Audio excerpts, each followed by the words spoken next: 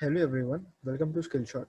हम लोग आज समझेंगे कि जो गो टू स्पेशल टूल होता है राइट एक्सेल में, वो उसके टॉप 5 फीचर्स क्या हैं जो आपको आने चाहिए। ठीक है, तो गो टू जो होता है अपना, जो गो टू स्पेशल होता है, ठीक है, गो टू स्पेशल से क्या होता है, आप कोई भी चीज़ को सिलेक्ट कर सकते हो। मतलब उसमें कुछ कंडीशंस होती हैं जो कि बहुत हेल्पफुल होती है, जो हम लोग को आनी चाहिए। हम लोग जो ऑफिस में काम करते हैं, ठीक है, आप लोग जो भी व्यूअर्स हैं, आप लोग स्टूडेंट होंगे, ऑफिस में आप काम करते हो, तो इस अगर आपको आती है तो आपका वर्कलोड जो है, या जो भी आप चीज़ आप मैनुअली करते हो वो आप इसके थ्रू ऑटोमेट कर सकते हो। देखो, सबसे पहले मैं आप लोग को बताता हूँ कि हम लोग का जो पहला केस है, सबसे पहला केस क्या है कि आप देखो, ये मेरा डेटा है, ठीक है, ये स्टूडेंट के मार्क्स हैं और ये उनके नेम है। ठीक है, अब आप देखो बीच बीच में स्पेस है, मतलब बीच बीच में ब्लैंक्स हैं। ठीक है, स्पेस नहीं है, ब्लैंक्स हैं। ब्लैंक्स का मतलब हो गया कि ये स्टूडेंट एब्सेंट थे, तो ये लोग एब्सेंट थे। ठीक है, तो इन लोग को आना चाहिए जीरो। तो अभी यहाँ पे ब्लैंक्स दिखा रहा है, मेरे को सारे ब्लैंक्स में एक बार में जीरो फिल करना है।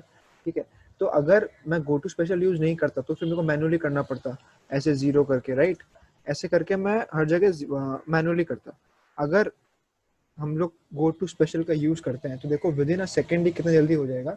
सबसे पहले जो आपका डेटा है आप उसको सिलेक्ट कर लो, जिस भी डेटा में आप यूज करना चाहते हो ब्लैंक फिल करने के लिए। ठीक है, या तो आप ऐसे सिलेक्ट कर लो या तो ऐसे सिलेक्ट कर लो, मतलब आपके रेंज के, आपके सिलेक्शन के अंदर वो चीज़ होनी चाहिए ब्लैंक्स।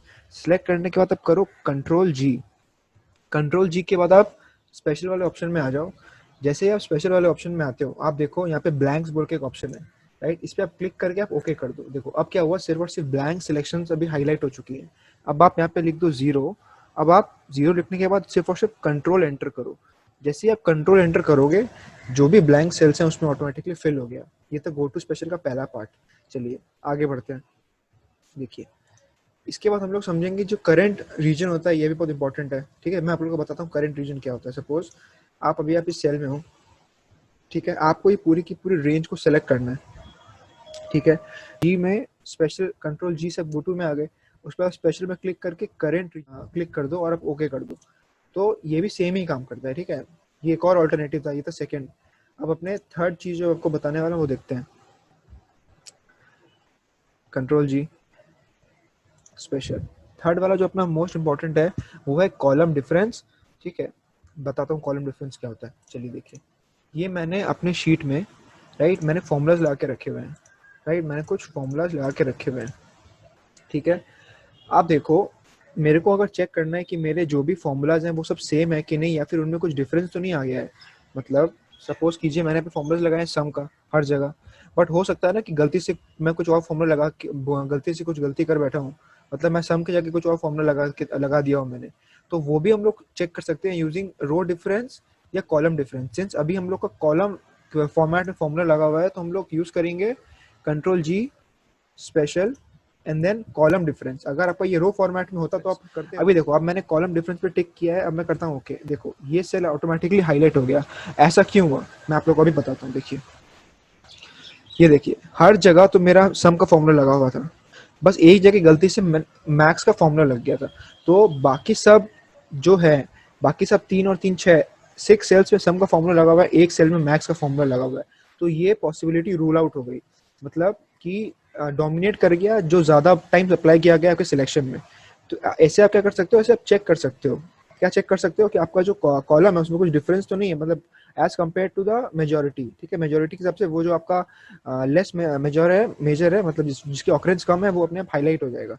ठीक है, दिस वाज अपना column difference. Same goes for row difference as well. ठीक है, आगे बढ़ते हैं। चलिए, उसके बाद अपना जो थर्ड फोर्थ इंपॉर्टेंट जो है, आप देखिए, वो है प्रीसीडेंट्स। ठीक है, प्रीसीडेंट डिपेंडेंट्स आर सेम, तो मैं उसको फोर्थ पॉइंट में क्लब करके रखता हूँ।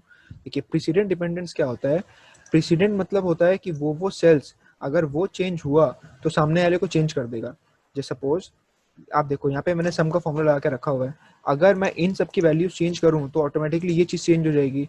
अगर सपोज करिए, हम लोग का जो प्रीसीडेंट डिपेंडेंस होता है ना, ये बेसिकली लगता है जो बैलेंस शीट अपने बनाते हैं ना, तब अगर हम लोग को चेक करना है कि वो वैल्यू कहाँ से आ रही है नहीं आ रही है, तो अब प्रेसिडेंट डिपेंडेंट्स का तब मेजर रोल है।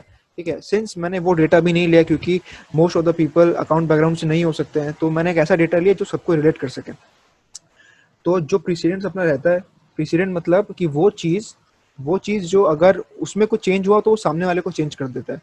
तो अगर हम लोग को वो चीज़ ट्रेस करनी है कि हम लोग के प्रेसिडेंट्स क्या है हम लोग की रेंज में, तो मैं रेंज को सिलेक्ट कर लूंगा। ठीक है, अब मैं करूँगा control G and then special and then proceed करता हूँ ओके। देखो वो सेल्स ऑटोमेटिकली सिलेक्ट हो गए हैं जो कि सामने वाले की वैल्यू को चेंज कर सकता है। अब जो डिपेंडेंट्स होता है वो क्या होता है, देखो मैंने सिलेक्शन पूरी कर ली। अगर आपको चेक करना है कि आपके सिलेक्शन में प्रीसीडेंट्स क्या है, डिपेंडेंट्स क्या है, तो आप वो चेक कर सकते हो यूजिंग गो टू स्पेशल। चलिए अब कंट्रोल जी मैं करता हूँ, स्पेशल एंड देन डिपेंडेंट्स। अब जैसे आप ओके करोगे देखो ये सारे सेल्स सिलेक्ट हो गए क्योंकि ये सब डिपेंडेंट हैं। These are dependents on what, on the precedents, right. ये सब की वैल्यू मतलब हर इंडिविजुअल सेल्स की वैल्यू इन सब में डिपेंडेंट है, ठीक है। तो this was precedent and dependent, मैंने एक ही सिंगल क्लब करके दे दिया आप लोग को। अब हम लोग का जो फिफ्थ जो लास्ट जो फीचर है जो कि अपने को आना चाहिए वो है विजिबल सेल्स का। देखो चलिए, तो हम लोग का जो फिफ्थ पॉइंट था, जो सबसे लास्ट पॉइंट है, वो है अपना विजिबल सेल्स ओनली का। देखिए सपोज करिए मैं इस डेटा को अपना कॉपी करता हूँ एक बार, कंट्रोल सी कॉपी किया, मैं यहाँ पे आके इस डेटा को पेस्ट करता हूँ।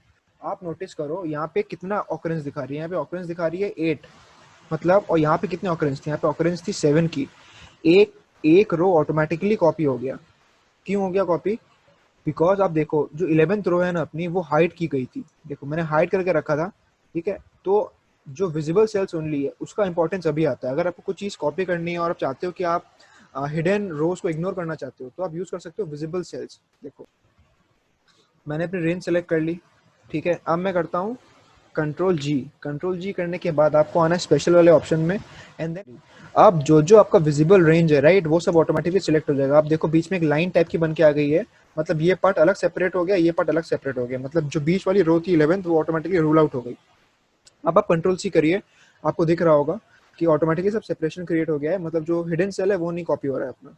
अब यहाँ पे आके आप कंट्रोल वी कीजिए, सिर्फ और सिर्फ आपका 7 जो रोज हैं वही कॉपी हुई। तो ये इंपॉर्टेंस थी विजिबल सेल्स ओनली की। आई होप आप लोग को ये वीडियो अच्छा लगा हो। If this video was helpful please comment में बताइएगा, और बने रहिए। हम लोग का न्यू सीरीज स्टार्ट हो रही है आज से टॉप 5 की। चलिए, थैंक यू सो मच।